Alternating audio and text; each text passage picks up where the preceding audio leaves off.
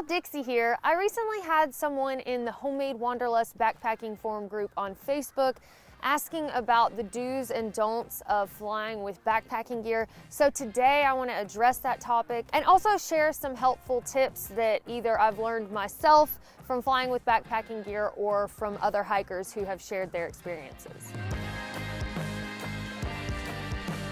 It can be intimidating flying from a place with all of your expensive backpacking gear, especially when you have to check those items at the front desk and then you're hoping that they end up on the other side. So first off, I want to run through different gear items that you may have questions about, whether they can be carried on with you in the cabin of the plane, whether they have to be checked, or if they're not allowed on the flight at all. First things first, let's start with your pack. As long as it fits the dimensional requirements for a carry-on bag with the airline you're flying with, then you're good to go to just carry your pack on as your carry-on bag. I've done that before. I've also checked it. It really comes down to personal preference, again, as long as it fits the requirements. If you do decide you want to check your pack later on in this video, I'm going to cover some tips for making sure that it stays protected. Sleeping bags and quilts are fine in your carry-on bag or checked as long as they fit in either of those bags. For shelters like hammocks and tents,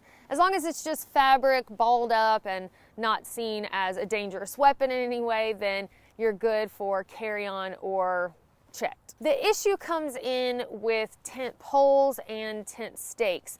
There are people who have said they've had success if the tent poles and stakes were kind of all wrapped up or bound together in their carry-on bag, but the TSA.gov website says that these items must be checked in a bag. You might want to do some things to protect your tent poles, kind of take care with the way that you pack them in a bag. And if they're in a soft duffel bag, you could do something like reinforce them with folded over cardboard that's duct tape. You can get cardboard tubes from places like Kinko's, and I know people have even put stuff like this in fly rod cases. If you're worried about getting separated from your stuff and you have a tent that sets up with trekking poles, then you could always carry the body of the tent in your carry-on. And if for some reason you end up with no trekking poles, in a pinch you can buy some cheap ones at your destination, or you can always use limbs or things like that on trail. On the note of trekking poles, TSA says very strictly that this is an item that should be checked. But I know a lot of hikers who have carried theirs on and they maybe took a little care to look less weaponish by collapsing them down all the way and putting them inside of their carry-on and maybe make it look like a frame of the pack or something like that. Also, using rubber tips over the ends of the trekking poles helps them look less weaponish, but personally, I wouldn't want to take this risk knowing that TSA says no. Every TSA employee you come across is going to have different ideas of what they think is okay and what is not, because they're human and we're all different. So while one airport may allow it to go through, another may stop you. And if you have an expensive set of trekking poles and you've got the option now of either you can trash them if you don't have time to go back to the front desk and check them, or you've got to go through the trouble of going back, finding some sort of packaging item to put them in, and then checking them. So it can just be a hassle. So if I've got the option and think about it ahead of time, I'm definitely going to check them. A note on checking trekking poles.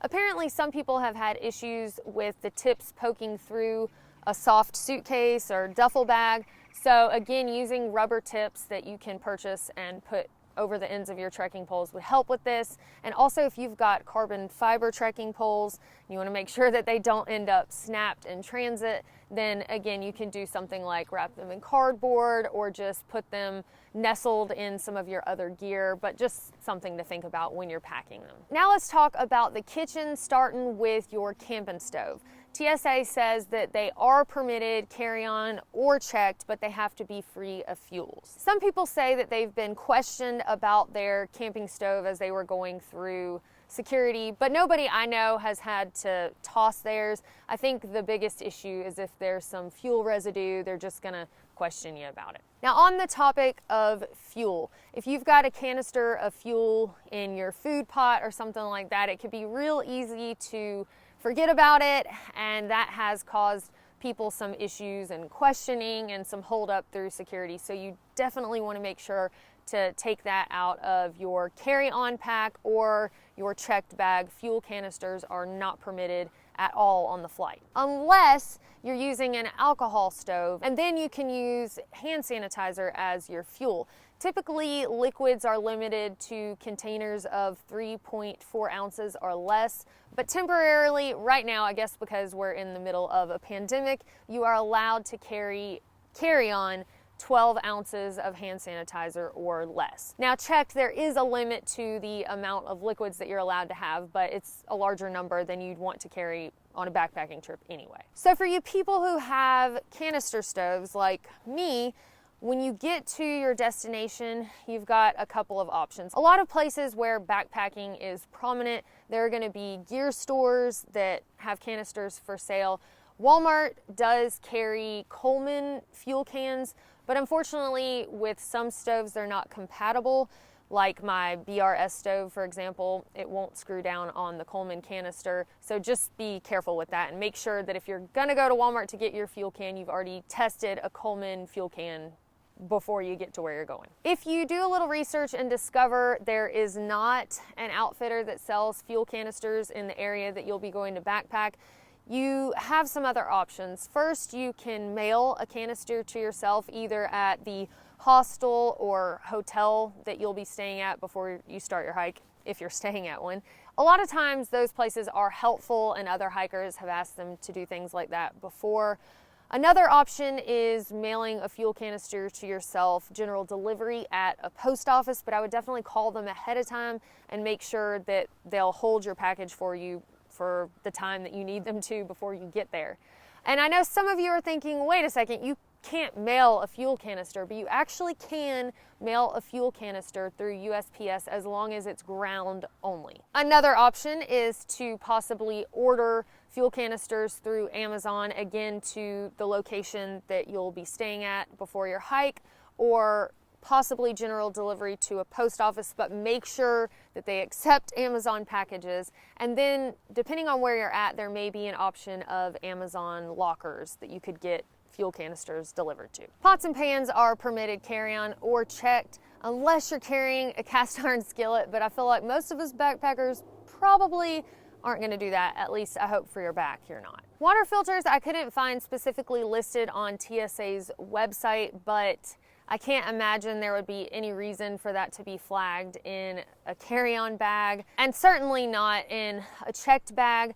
The only time I could think that it might be iffy is if you're going into another country where they've got limitations on things that have been in the woods or in waters in another place that could be possibly harmful to their fragile ecosystems. So in those instances, you might have an issue. Me personally, I use the Sawyer Squeeze, so I would probably just buy a new one before I was going to go to another country with it. For utensils, I couldn't find a spork listed. I know some of y'all do use sporks, but forks are permitted, and I feel like that's a little bit more dangerous than a spork. So you shouldn't have any issues carrying your utensils carry-on or checked. Food items are permitted to be carried on, but if you do carry on your food items and you've got backpacking meals that have the full pouches, or if you've pulled food out of its original packaging, dehydrated it, now you've got all these white powders, vacuum sealed, you may have some questions about that, but food is permitted. Just expect that it could possibly hold you up a little bit longer in security. One hiker who shared in the backpacking forum said that security told him that if you've got food in your carry-on, the officers are going to automatically check things out just in case. So if you don't want to be held up, your safest bet is to just check your food. If you've got liquids in your food bag, and this will apply to your toiletries also, for carry-on, you are limited to each container being 3.4 ounces or less, and they should all fit inside a quart Ziploc bag. So if they're not going to fit inside a quart Ziploc bag, then you might as well go on and check them.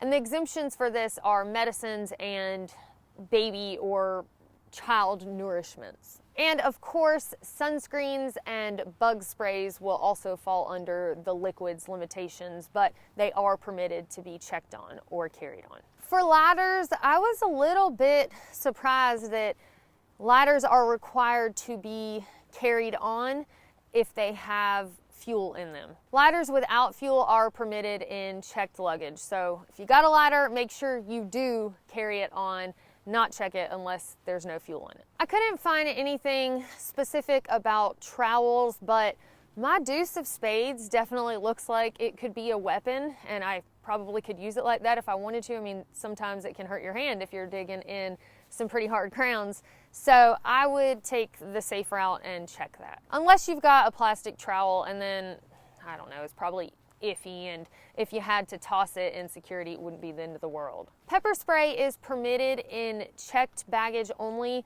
and it has to be 4 ounces or less. The only issue you might run into is if your specific airline has more restrictions on this, so check with them before you put it in your bag. Black pepper spray, knives are permitted, but in checked baggage only. Bear spray.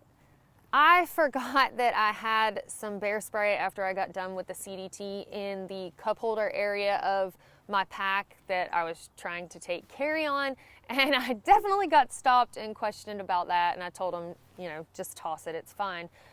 You cannot carry bear spray in your carry-on or in your checked luggage. Fortunately, a lot of places that you'll go where you might need bear spray are going to have outdoor stores where you can purchase it. The airport at Jackson Hole actually had a bear spray rental place right there in the airport, which was more cost effective than purchasing it at an outfitter in town because I couldn't have carried it home with me. So it made sense to pay less to rent it, go out on my trip, and then return it right before I flew away. If for some reason you can't find an outfitter in the area, then you can look into some of the same options that I suggested with getting yourself a fuel canister to the area that you'll be backpacking. Battery packs like the Anchor charger I take with me when I'm backpacking are permitted carry-on only. They must be with you carried on. You may not check them. They do have a 100 watt-hour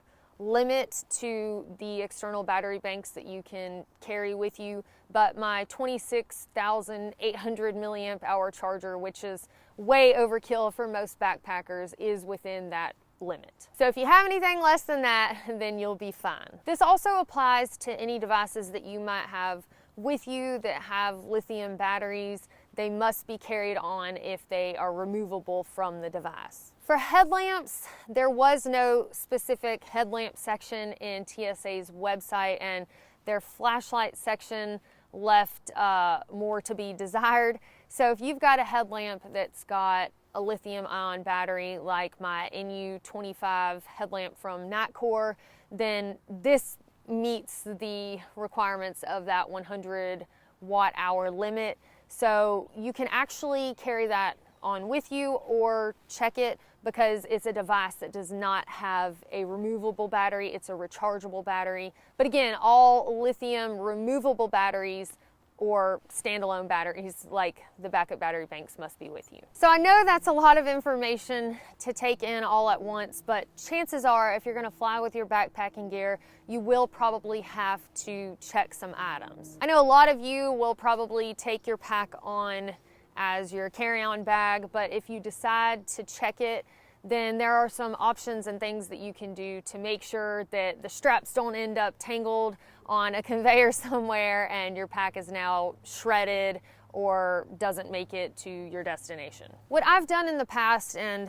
I think what a lot of hikers do, is I'll get some sort of large duffel bag that will hold my entire pack, and I've carried a lot of things on, and I've also just put all of the contents that I can, except for, of course, ladders or battery banks that need to be carried on.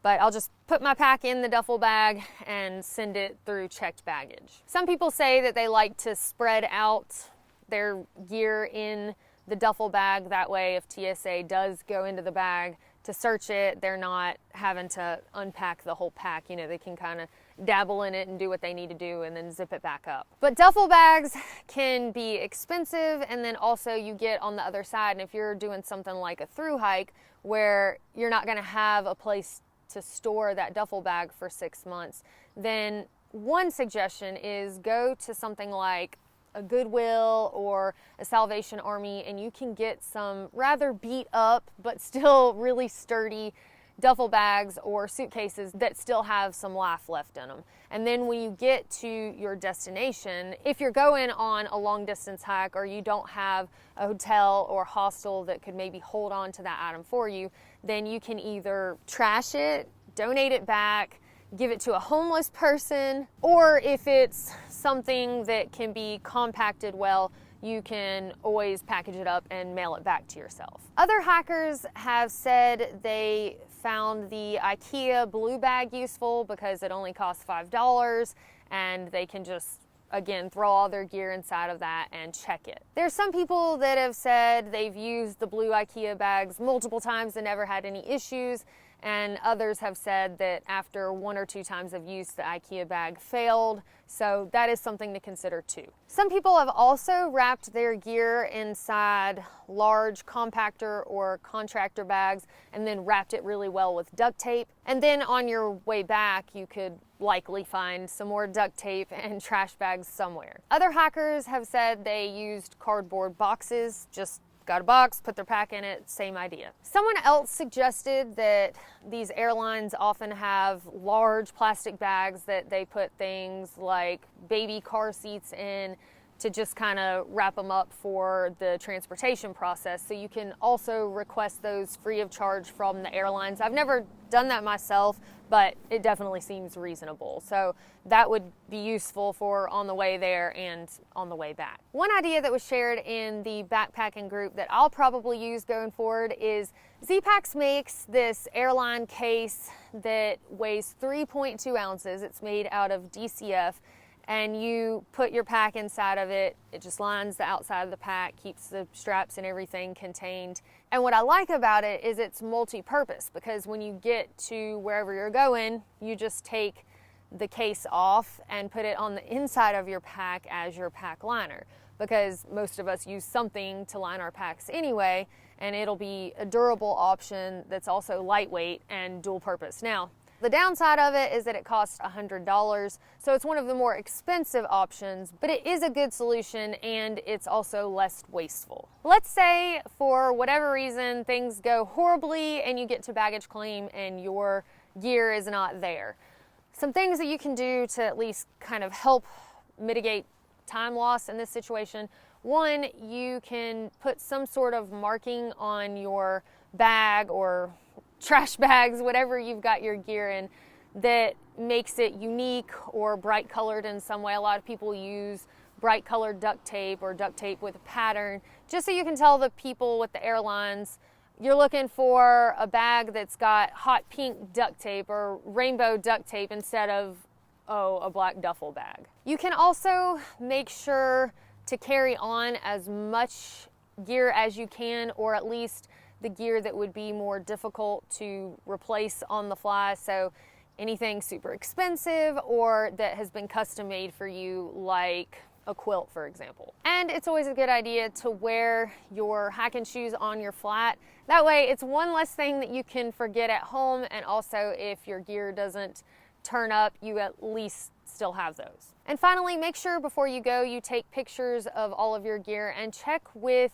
your homeowner's insurance or renter's insurance, because a lot of times your property will be covered under your policy, whether it's at your home or in transit with you. That's just something to check into to give you a little bit of peace of mind before you take off. Just a note on international flights, everything that I've mentioned in today's video is really in regards to flying within the US. A lot of it will still apply to flying outside of the US, but I would definitely check all of these items that could be questionable with whatever airlines you're taking and with whatever country you're going to. And also with international flights, as I kind of mentioned before with water filters, make sure that all of your gear is very clean before you go into another country, so you're not held up for testing dirt or other residues on your gear, or you're not told that you just can't bring it in at all, because there can be seeds, debris, or all sorts of other things that again could contaminate or really harm a fragile ecosystem in another country that you're going to. So just make sure everything is squeaky clean, your tents, trekking poles, tent stakes, even your trail runners. If you've made it to this point in the video and you're feeling like, you know, I don't know that I really want to fool with flying with some of these questionable items, then you do have the option of shipping things to your destination, or at least the potential option. It's something that you can check into with where you'll be lodging, but a lot of these places are hospitable and happy to help hikers and people who are coming to spend money with them. Again, general delivery to a post office could also be an option if you're not going to be lodging anywhere. And if you don't have very many items that you would have to check, so it's not worth it to you to pay the extra fee to have a checked bag, then it could be a cheaper option to just have everything shipped to where you'll be going and possibly where you'll be staying, like a hostel hotel, or again, shipping general delivery to a post office might be an option. There was one guy in the forum that said he didn't want to fool with any of it flying, so he literally packed up his whole pack, put it in a box, and mailed it to where he was going. With that, I'm a little concerned, you know, will the package make it in time, or will it make it at all? Will it end up lost? You know, you're still kind of at somebody else's mercy to handle your stuff properly and not lose it. Another option, if you're worried about losing your expensive gear en route, is to rent wherever you're going. If there's an REI or some other outfitter, there are even some places where you can rent gear through the mail. Then you could look into some of those options so that you're not risking taking your expensive stuff, or just taking as little risk as possible. And finally, if you've just decided you don't want to fly at all, there are other options for traveling if you're not going across the pond, like Amtrak or other train systems, buses like Greyhound, and then you can always just do the good old-fashioned rent-a-car and drive wherever you want to go, and you'll get a road trip in addition to your backpacking trip. These other options are definitely less restrictive as to what you can have in your pack.